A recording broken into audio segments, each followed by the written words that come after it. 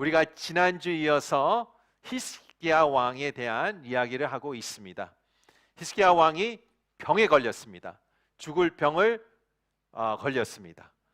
더 나아가 선지자가 와서 당신은 죽을 것이다, 집을 정리해라, 황당한 소식을 듣습니다. 그 인생은 어떻게 됩니까? 완전히 turned upside down 됐죠. 여러분도 마찬가지 반응할 것입니다. 히스기야가 그 이야기를 듣고 어떻게 반응했습니까? 몸이 약해져 침대에 누워있는 그 얼굴을 벽으로 돌며 슬피 울며 하나님께 기도했다고 얘기하고 있습니다. 여러분, 지난번에 우리가 이 내용 갖고 말씀을 나누는데요, 인생이 여러분에게 저에게 예상치 못하는 unexpected crisis를 던집니다. 언제 그 위기가 또 언제가 그 unexpected thing이 올지 우리는 모릅니다. 그런데 우리가 주님의 말씀을 통하여 우리가 깨닫는 것은, 첫 번째, 하나님께서 그것을 사용하셔서 하나님이 역사하실 기회를 만들어 계십니다.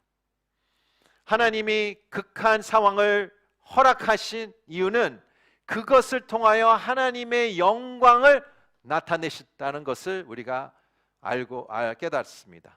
두 번째는 우리가 그 극한 상황을 통하여 우리가 더 아름답게 나갈 수 있는 기회가 된다는 것입니다. 보통 사람들은 인간적으로 포기할 것입니다. 그러나 하나님께서는 포기하지 않고 그 기회가 바로 하나님이 주신 기회요, 하나님이 역사하실 기회고 나의 기회, 더 내 자리가 아름답게 될 수 있는 기회라고 지난주에 우리가 그 내용 갖고 나눴습니다. 오늘은 특별히 하나님께서 4절부터 6절의 말씀인데요, 하나님께서 이사야를 통하여 너는 죽을 것이다, 집을 정리하라, 그래서 그 말씀을 전하고 침실을 떠나고 왕궁을 나가기 전에 벌써 하나님께서 다시 한번 이사야에게 말씀을 주십니다. 너무 놀랐습니다. 즉시 얼마 안 돼서 응답을 하신 거예요. 그래서 이사야가 다시 왕에게 돌아가 울고 있는 왕에게 이렇게 얘기합니다. 하나님께서 너의 눈물을 봤다. 너의 기도를 응답할 것이다. 너는 15년의 더 인생을 더 살 것이며 지금 아수리아의 왕으로부터 이 성읍을, 예루살렘을 지키겠다라고 놀라운 바로 즉석 기도를 응답을 받습니다. 여러분도 그런 응답을 받으면 얼마나 놀라울까요? 완전히 지옥에서 한순간에 천국으로 이동하는 순간이죠.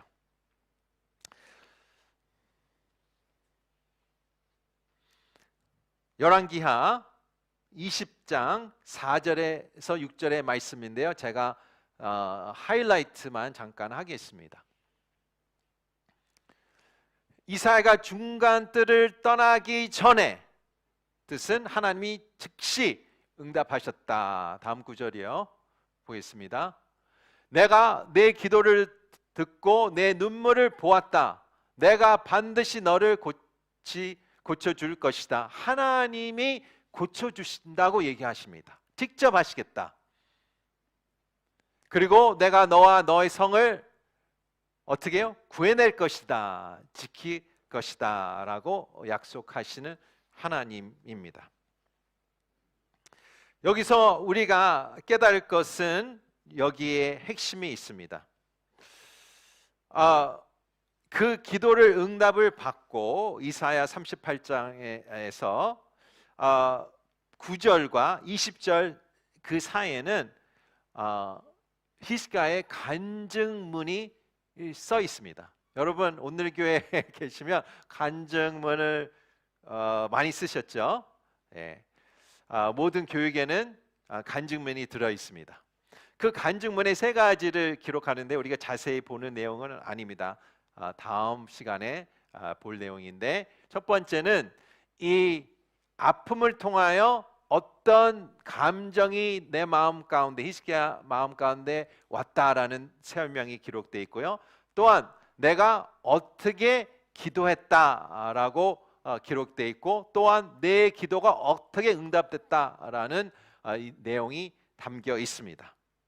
그래서 8절까지는 하나님께서 이렇게 해주신다, 응답하셨다. 9절부터 20절까지는 개인의 간증이고요.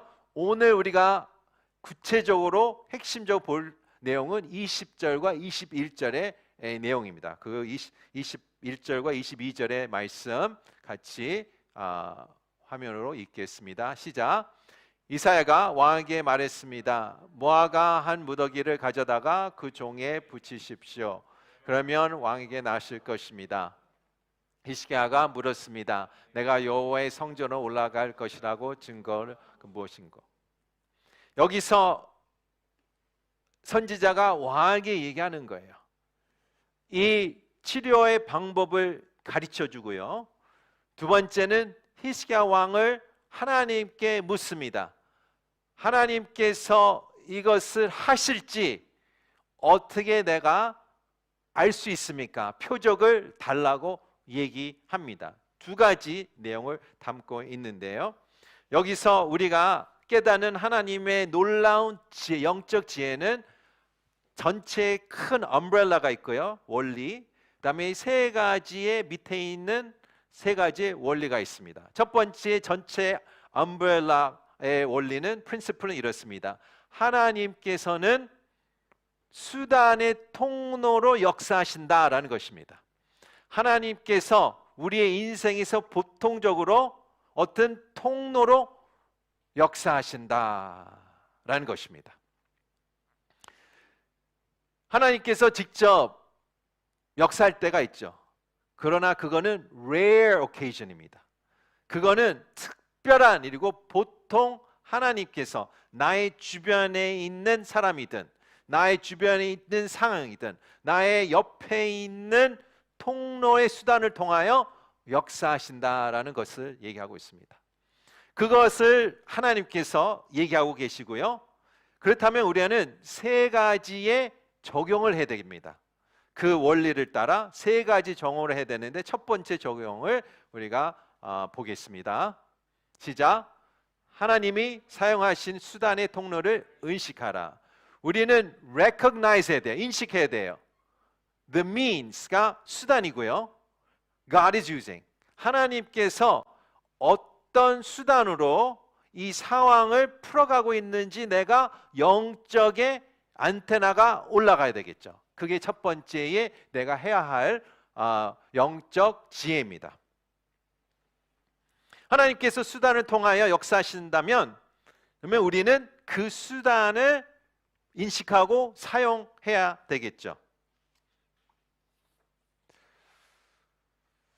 그래서 어떤 수단을 사용합니까?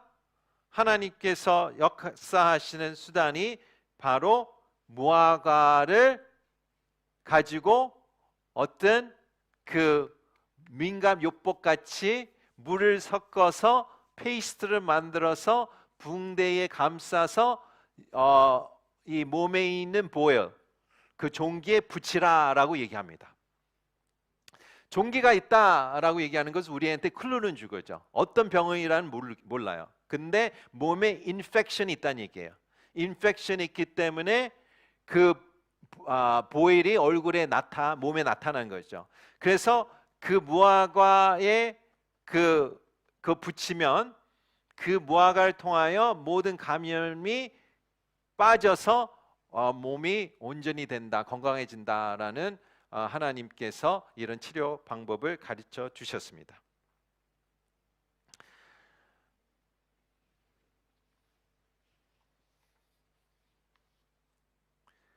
우리가 이 프린시플을 깨달은 다음에는 우리는 두 가지의 질문을 해야 되겠죠. 첫 번째 질문, 하나님께서 통로를 사용하시는데 지금 이 순간에 이 상황에 내 문제를 해결해 주실 텐데 어떤 통로를 사용하시는가라는 질문입니다. 여러분, 그 질문을 하고 계시나요? 여러분, 어떤 문제 가운데 있으세요? 어떤 어려움 가운데 있으세요? 어떤 프로블럼이 있으십니까? 우리의 첫 번째 질문은 하나님께서 개입하셔서 역사하신다고 얘기하셨어요. 그렇다면 우리는 내가 하나님 어떤 수단으로 어떤 통로로 역사하실 것입니까? 라는 영적 질문을 해야 되겠죠. 두 번째 질문이 이렇습니다. 하나님께서 통로를 사용하시는데 나도 통로지 않습니까? 그래서 하나님, 저를 통하여 이 공동체를 어떻게 축복하실 것입니다 라는 질문이에요. 그게 우리의 그리스도인으로서 책임, responsibility입니다. 우리는 받는 것도 있지만 우리가 아웃풋해야 되는 책임이 있다는 것을 얘기하고 있습니다. 그래서 여러분, 어떤 상황인지 모릅니다. 여러분 그 상황 알지만 첫 번째 질문은 무엇입니까? 하나님, 저의 영적 분별력을 더하셔서 내가 어떤 방법으로 하나님께서 지금 역사하고 계시는지 그런 눈과 영적 분별력을 주시옵소서라고 기도하시기를 축원합니다.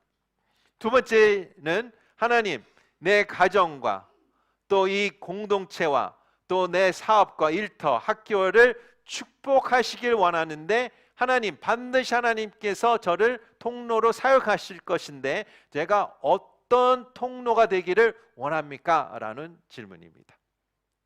그 질문하는 우리 공동체 되시기를 축복합니다. 첫 번째, 하나님은 어떤 수단의 통로로 역사하신다. 그래서 우리는 그 통로를 인식해야 된다, 알아야 된다라는 것입니다. 첫 번째 적용입니다. 두 번째 적용, 우리 화면을 보겠습니다. 같이 읽을게요. 시작. 하나님이 그 수단을 효과적으로 사용하시도록 기도하라. 기도하는 거죠. 이 통로를 내가 인식했습니다. 하나님이 이것을 통하여 하나님께서 하실 것이다. 그러면 이 통로가 효과적으로 하나님의 능력이 나타나기를 기도하는 것입니다. 하나님께서 무화과 수포를 사용하라고 했어요. 그래서 하나님이 그것을 고치겠다고 했습니다. 이 무화과 수포는 고대 방법이고요.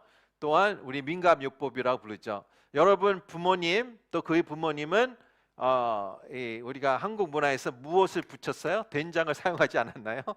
뭐가 다치면 된장, 그거 뭐 약초도 사용하고 여러 가지 사용해요. 그게 한국 문화가 아니라 고대 문화에서 흘러내온 이집트 기록에서 봐도 중국 또 그 네이티브 미국에도 인디안도 그런 문화가 있습니다.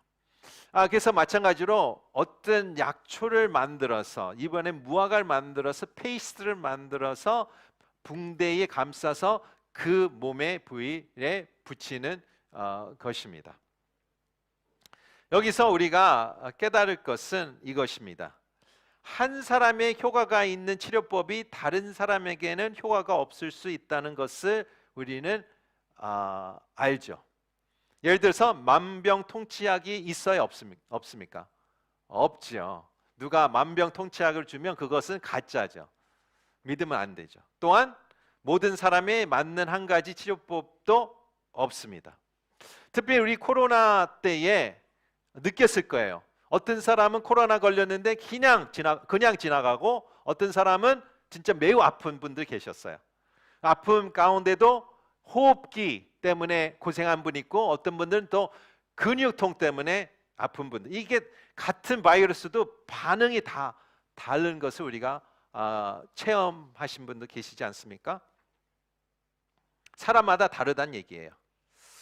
제가 한의원을 한번 방문했는데 이런 재미난 글을 벽에 기록돼 있습니다. 사진으로 한번 볼게요.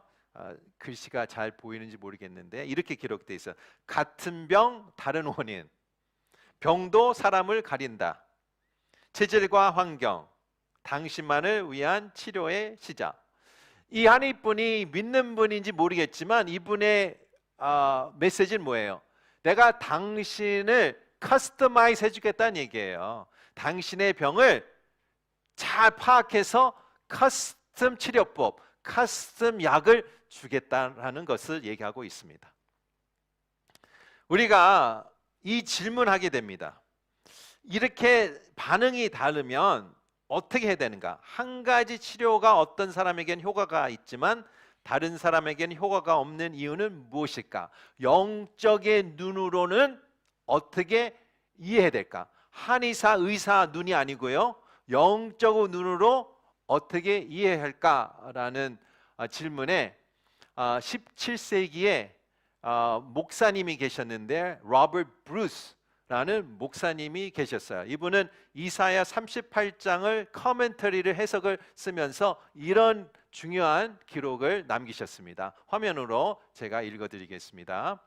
물론 제가 번역한 건데요. 읽겠습니다. 하나님은 모든 치료가 그분의 선한 뜻에 따라 효력을 발휘하도록 모든 치료법을 통제하고 명령하신다. 하나님이 손에 있다는 얘기예요. 치료가. 그러므로 적용된 치료법을 하나님께 축복하지 않으시면 효과가 없을 것이다. 의사들이 환자들에게 다양한 치료법을 열심히 사용하도록 지시하더라도 주님께서 그들의 일을 축복하지 않으시면 환자는 나았지 않을 것이다. 하나님은 병자와 의사 모두에게 교훈을 주신다. 어떤 교훈일까? 보겠습니다. 첫 번째, 환자는 바르는 약이 좋은 효과를 낼 것이라는 하나님을 바라보는 법을 배워야 한다. 무슨 뜻이냐면 여러분 가운데에 타이노를 드시든 파나로를 드시든 어떤 것을 붙이시든 먼저 어떻게 돼요? 기도를 해야 된다는 얘기예요. 하나님께서 이 알약을 통하여 축복하셔서 이 알약이 효과가 있어서 내가 기침이 날 수 있도록 역사하여 주시옵소서라고 기도해야 되는 것입니다. 큰 병이든 작은 병이든 상관없이 그렇게 기도해야 된다. 반면에 의사는 어떻게 돼요? 의사는 자신의 일이 환자의 호전을 위해 사용될 수 있도록 하나님께서 축복해 주시기를 기도해야 된다. 의사는 그냥 고치는 게 아니라 그냥 약을 주는 게 아니라 본인이 지혜를 받아서 그 사람을 다이그노스하고 프로그노스를 해서 그분의 약을 줄 거는 치료법을 주지 않겠습니까? 그 치료법을 인간 지혜에 내가 제시를 하지만 이것을 하나님 역사하셔서 이 치료법이 그 사람에게 100% 효과가 있을 수 있도록 축복해 주시옵소서 그렇게 기도하라는 것입니다. 이게 영적 눈이라는 것을 우리 로버트 브루스 목사님께서 얘기하고 있습니다. 이해하셨죠? 그러면 우리는 어떻게 기도해야 됩니까? 하나님, 이 치료법이 축복하셔서 나한테 효과가 있게 도와주시옵소서.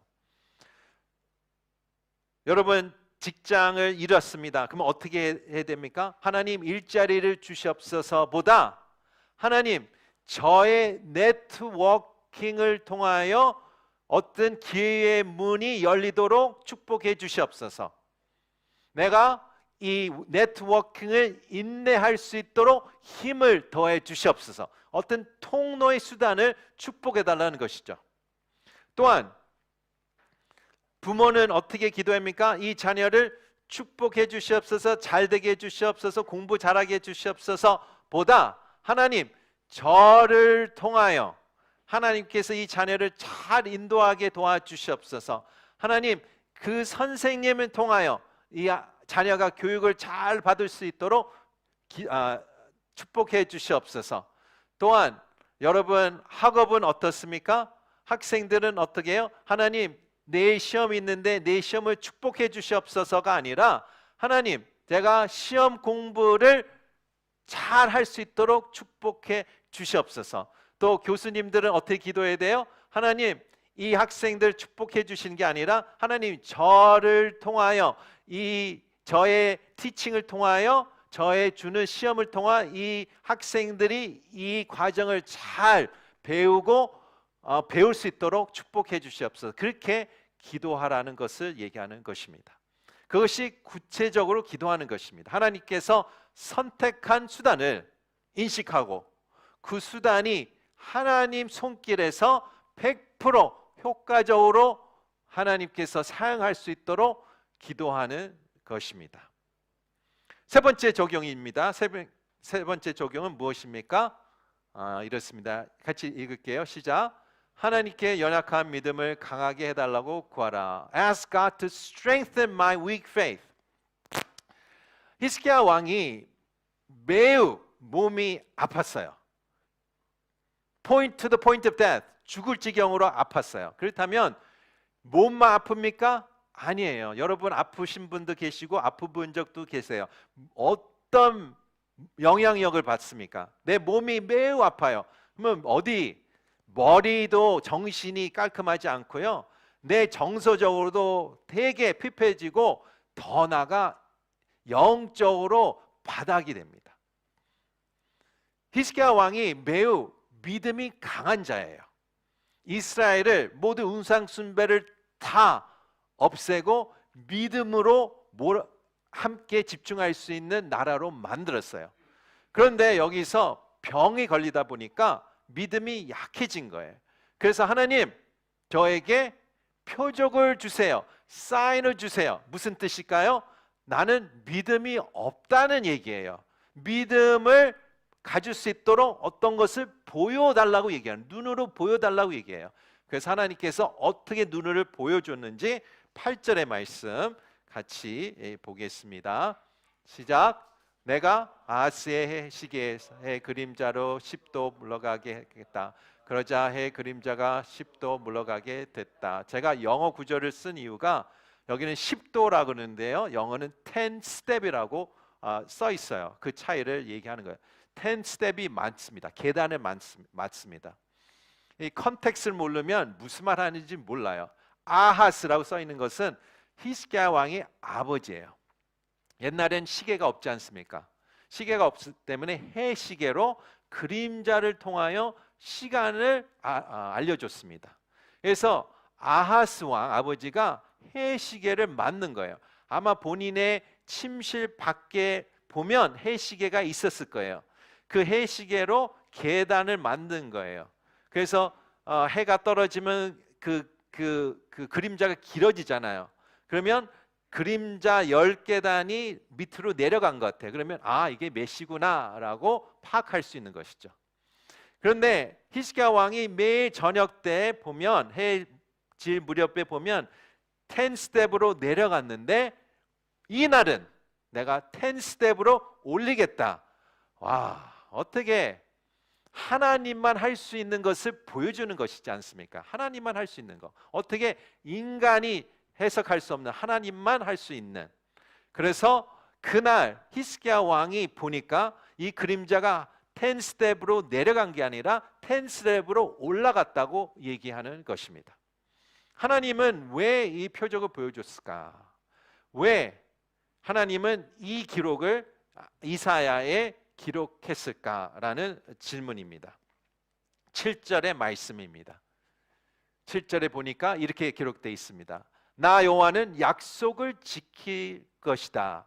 그래서 이것을 증거로 내게 보여주겠다. This is the Lord's sign to you that the Lord will do what He has promised. 하나님께서 약속하신 것을 꼭 이루겠다라는 것입니다. 여러분, 여러분의 가장 최고의 적은 누구입니까? 사람이 아니죠. 우리의 인간의 가장 최대의 적은 의심이에요. 다우트예요.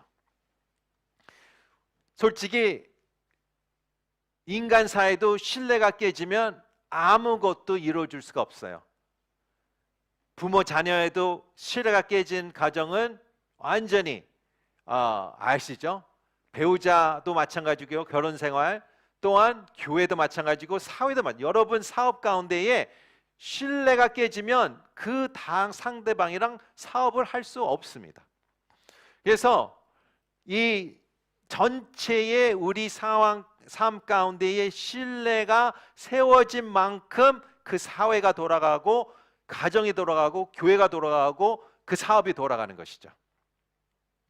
하나님께서 얘기하시는 건 무엇입니까? 우리의 가장 악한 적은 바로 의심이다 라는 것입니다. 자녀들이 이렇게 물어봅니다. 부모가 나를 사랑할까? 배우자가 이렇게 물어봅니다. 배우자가 나를 사랑하고 있는가? 인간이 이렇게 물어봅니다. 하나님이 살아계신가? 인간이 그렇게 물어볼 수는 있어요. 그러나 하나님이 살아계신가 하고 예스 하는 사람은 여기 앉아 계시는 거예요. 노 한 사람은 에볼루션 같은 아이디어가 나오고, 지금 동성애 같은 아이디어가 나오고, 트랜스젠더가 나오고, 그런 아이디어가 다 나오는 거예요. 시작은 어디 있습니까? 의심부터 시작이 되는 거예요. 의심으로부터 나의 모든 결정과 생각과 모든 인생의 path가 정해지는 것입니다. 여기서 히스기야 왕이 어떻게 기도합니까? 나의 믿음을 강하게 해주시옵소서. 저는 믿음이 약합니다. I have weak faith. 그 하나님께서 내 눈으로 보여주셔서 다시 내가 의심 0%, 믿음 100%로 다시 걸어가게 도와주시옵소서가 히스기야의 왕의 기도입니다. 하나님께서 그 기도를 응답해 주십니까?